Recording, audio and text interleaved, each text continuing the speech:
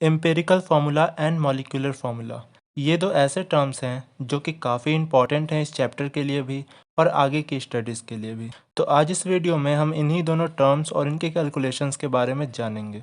और आप इस वीडियो को बिल्कुल एंड तक देखिएगा, क्योंकि मैं गारंटी देता हूँ कि अगर आप इस वीडियो को एंड तक देखेंगे तो आपके सारे प्रॉब्लम्स क्लियर हो जाएंगे इस टॉपिक से रिलेटेड। तो चलिए शुरू करते हैं और सबसे पहले हम समझते हैं कि ये एम्पिरिकल फार्मूला आखिर होता क्या है। So the empirical formula represents the simple whole number ratio of various atoms present in a compound। यानी कि जो empirical formula है वो किसी भी कंपाउंड के एटम्स का सिंपल होल नंबर रेशियो होता है। समझे बात को? जैसे कि एक एग्जांपल देख लेते हैं, C6H12O6। तो इसका जो empirical formula होगा वो होगा CH2O।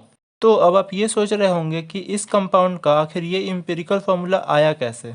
तो किसी भी कंपाउंड के एम्पिरिकल फार्मूला को निकालने के लिए आपको कुछ स्टेप्स फॉलो करने होंगे। तो इसे और अच्छे से समझने के लिए हम एक प्रॉब्लम देख लेते हैं इससे related. So the question is a compound contains 4.07% hydrogen, 24.27% carbon and 71.65% chlorine and its molecular mass is 98.96 gram. So what are its empirical and molecular formulas. तो इस क्वेश्चन में ये लिखा है कि एक कंपाउंड है जिसमें हाइड्रोजन 4.07% है, 24.27% कार्बन है और 71.65% क्लोरीन है।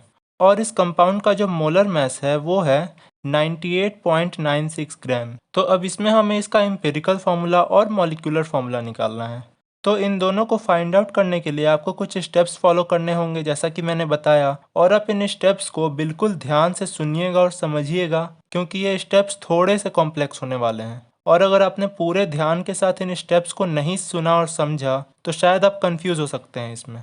तो चलिए इसे स्टार्ट करते हैं। तो जो इसका फर्स्ट स्टेप है वो है convert the mass percent into grams. यानी कि इसके फर्स्ट स्टेप में आपको करना ये है कि इसमें क्वेश्चन में जो एलिमेंट के मास परसेंट्स दिए हुए हैं उन्हें आपको ग्राम्स में चेंज करना है। तो अब हम इसे कैसे करेंगे? तो अगर हम इस पूरे कंपाउंड के मास को 100 ग्राम मान लें तो यहाँ पर क्या होगा, इनका जो मास परसेंट है वही एग्जैक्टली ग्राम्स में चेंज हो जाएगा। तो देखिए इधर अब ये हो जाएगा 4.07 ग्राम हाइड्रोजन का, 24.27 ग्राम कार्बन का, 71.65 ग्राम क्लोरीन का। तो अब इसका जो सेकंड स्टेप है वो है divide the masses obtained above by respective atomic masses of various elements. यानी कि जो अभी हमने इन एलिमेंट्स का मास निकाला इस कंपाउंड में, उन्हीं मैसेज को उन एलिमेंट्स के एटॉमिक मैसेज से डिवाइड कर देना है। समझे बात को? यानी कि बेसिकली हमें उनका मोल्स निकालना है।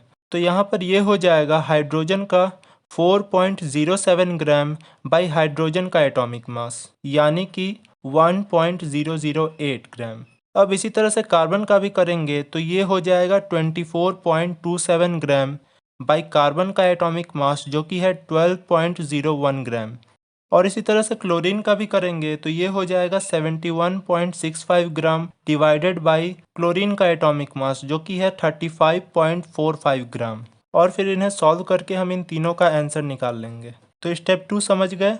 तो चलिए अब चलते हैं स्टेप 3 में। तो अब स्टेप 3 में हमें ये करना है divide the mole values of the elements which are obtained by the smallest mole values in them. यानी कि पिछले स्टेप में डिवाइड करने के बाद जो हमारे पास आंसर आया था, यानी कि जो मोल वैल्यू आई थी, उनमें से जो सबसे छोटा मोल वैल्यू आया था, समझना बात को, जो उन तीनों में से इन तीनों में से जो सबसे छोटा मोल वैल्यू आया था, उस मोल वैल्यू को हम इन तीनों वैल्यूज से डिवाइड कर देंगे। समझे बात को? तो यहाँ पर जो सबसे स्मॉलेस्ट वैल्यू है वो कौन सी है? 2.021। यही ना है सबसे स्मॉलेस्ट वैल्यू इन तीनों में। तो यहाँ पर हाइड्रोजन का हो जाएगा 4.04 डिवाइडेड बाई 2.021। और इसी तरह से कार्बन का भी हो जाएगा 2.021 डिवाइडेड बाई 2.021, क्योंकि दोनों सेम वैल्यू है और सबसे स्मॉलेस्ट भी है। और क्लोरीन का भी सेम हो जाएगा, जो कि है 2.021 डिवाइडेड बाई 2.021। तो अब यहाँ पर इन्हें डिवाइड करने के बाद जो हमारा आंसर आएगा वो होगा हाइड्रोजन का 2 कार्बन का 1 और क्लोरीन का भी 1। तो अब अगर इसे हम रेशियो में लिखें तो ये हो जाएगा 2:1:1 और H ratio C ratio Cl। कुछ समझ में आ रही है बात?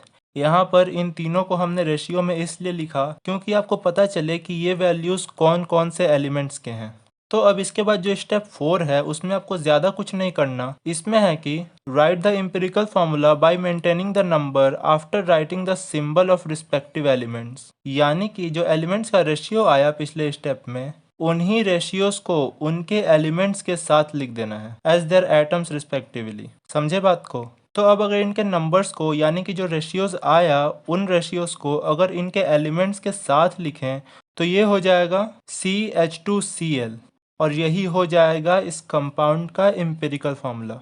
समझ में आई बात? तो अब इसका एम्पिरिकल फार्मूला तो हमने निकाल लिया, तो चलिए चलते हैं अब इसके मॉलिक्यूलर फार्मूला पे। तो अब मॉलिक्यूलर फार्मूला निकालने के लिए कोई बहुत बड़ा प्रोसेस नहीं है, इसलिए थोड़ा सा माइंड को आप लाइट कर लीजिए और इसे थोड़े अच्छे से समझिए। तो इसका मॉलिक्यूलर फार्मूला निकालने के लिए सबसे पहले हमें इनका जो एम्पिरिकल फार्मूला आया उनका मैथ निकाल लेना है। समझे बात को? तो अगर इसका मैथ निकालेंगे तो ये हो जाएगा 12.01 प्लस 2 इंटू 1.008 प्लस 35.45 ग्राम और इसे सम करने के बाद इसका आंसर आएगा 49.48 ग्राम। फिर इसके बाद हम इसके मोलर मास को इसके एम्पिरिकल फार्मूला के मास से डिवाइड कर देंगे। समझे बात को? ये जो एम्पिरिकल फार्मूला का मास आया इसे हम जो क्वेश्चन में दिया हुआ है मोलर मास उससे डिवाइड कर देंगे। तो ये हो जाएगा 98.96 ग्राम डिवाइडेड बाय 49.48 ग्राम। तो अब इसे डिवाइड करने के बाद जो आंसर आएगा वो होगा 2। तो इसलिए अब हम यहाँ पर लिख सकते हैं n इक्वल टू 2। n यानी कि हम सिर्फ एक वैल्यू दे दिए हैं मॉलिक्यूलर फार्मूला को और फिर इसके बाद हम इस n को इसके एम्पिरिकल फार्मूला से मल्टीप्लाई कर देंगे। तो ये हो जाएगा C2H4Cl और यही हो जाएगा इस कंपाउंड का मॉलिक्यूलर फार्मूला। समझ में आई बात? अगर समझ में नहीं आई तो आप वीडियो को और बैक कर सकते हैं और फिर से देख सकते हैं जो भी आपको टॉपिक या फिर टर्म समझ में नहीं आया। तो अब इसी तरह से आप और भी कंपाउंड्स के एम्पिरिकल फार्मूला और मॉलिक्यूलर फार्मूला निकाल सकते हैं और प्रैक्टिस कर सकते हैं। तो आई होप कि आपको ये वीडियो पसंद आई हो। अगर पसंद आई तो वीडियो को एक लाइक कर दें, शेयर कर दें अपने उन दोस्तों के साथ जिन्हें इस चैप्टर या फिर इस टॉपिक से रिलेटेड प्रॉब्लम्स हैं। और आप हमें इंस्टाग्राम और ट्विटर पे भी फॉलो कर सकते हैं। तो मैं मिलता हूँ आपसे नेक्स्ट वीडियो में, तब तक के लिए take care and good bye.